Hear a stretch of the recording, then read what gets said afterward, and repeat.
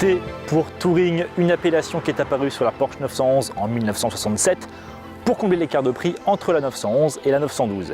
C'était une sorte de compétition client très facile à modifier pour les clients voulant faire de la compétition automobile. Aujourd'hui, l'appellation T revient au catalogue de la 911. Alors est-ce un simple élément marketing ou bien la voiture a-t-elle la même philosophie que son ancêtre? C'est ce que nous allons vérifier dans ce test. Au sein de la gamme 911, les rôles semblaient bien établis. Carrera, Carrera S et Carrera GTS viennent apporter de la sportivité avec un degré de polyvalence, tandis que les GT3, GT3 RS et GT2 RS symbolisent la sportivité exacerbée. Une hiérarchie quasiment immuable que vient briser d'un coup d'un seul la nouvelle Porsche 911 Carrera T, qui se base sur la version la moins puissante de la gamme pour s'offrir une petite remise en forme. Reprenant le fameux principe du Light is Right, si cher à Colin Chapman, et encore d'actualité sur nos sportifs contemporaines, la Carrera T se caractérise essentiellement par son régime minceur.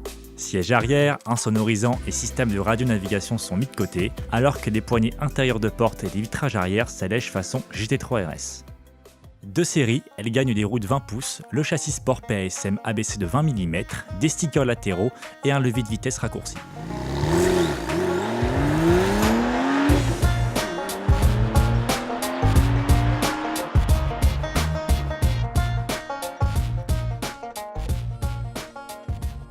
À bord de cette Porsche 911 Carrera T, qu'est-ce qu'on retrouve? Un flat 6, 3 litres biturbo, le même moteur que dans une Carrera classique, la même puissance également, 370 chevaux et 450 Nm de couple, et des performances légèrement meilleures, notamment avec la boîte mécanique, où le 0 à 100 est abattu en 4,5 secondes et la vitesse maximale est de 293 km/h.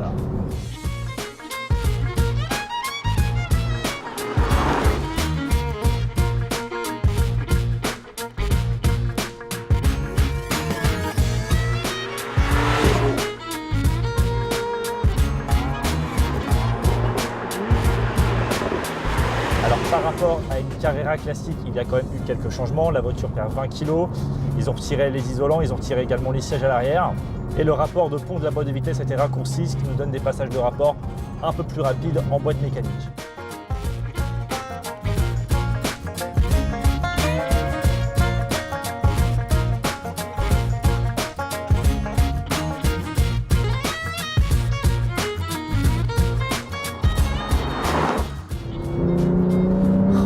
Qu'est-ce que ça pousse avec les deux turbos. Oh, qu'est-ce que c'est équilibré. Alors c'est pas aussi équilibré qu'un Cayman évidemment vu qu'on a le moteur en porte-à-faux arrière. Mais c'est toujours un vrai plaisir. Ce qu'il faut savoir c'est que la philosophie de la Carrera T c'est d'avoir quelque chose d'accessible entre guillemets et de léger également. Donc la voiture pèse 1425 kg. Pour ce faire donc ils ont retiré pas mal d'isolants. Donc on a une voiture qui est quand même assez vivante, on entend bien le son du moteur. C'est une boîte mécanique à 7 rapports. Donc les rapports sont très étroits entre eux. Parfois on pense passer la 3 alors qu'on passe la 5 et inversement. C'est peut-être juste le petit défaut de la voiture mais il n'y a vraiment rien de bien méchant.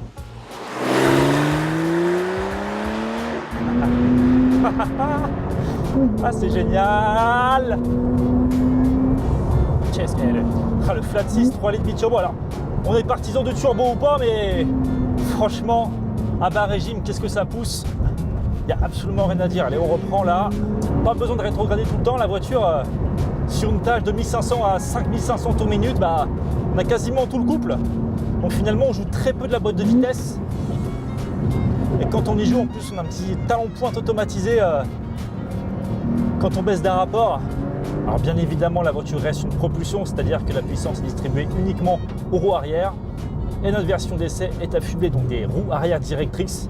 Alors ça aussi, ça rajoute un peu de poids à la voiture, c'est pas vraiment dans sa philosophie, mais ça permet d'être plus agile en virage.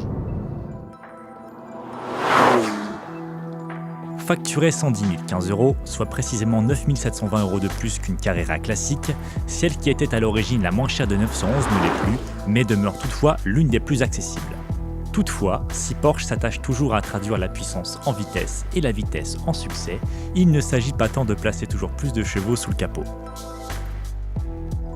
La Carrera T ne déroge pas à la règle, et même si on peut lui reprocher d'être le fruit de la création des équipes marketing de chez Porsche, derrière le volant, la sensation de faire corps avec la voiture et le sentiment de liberté qui nous anime nous ferait presque oublier toutes ces futilités.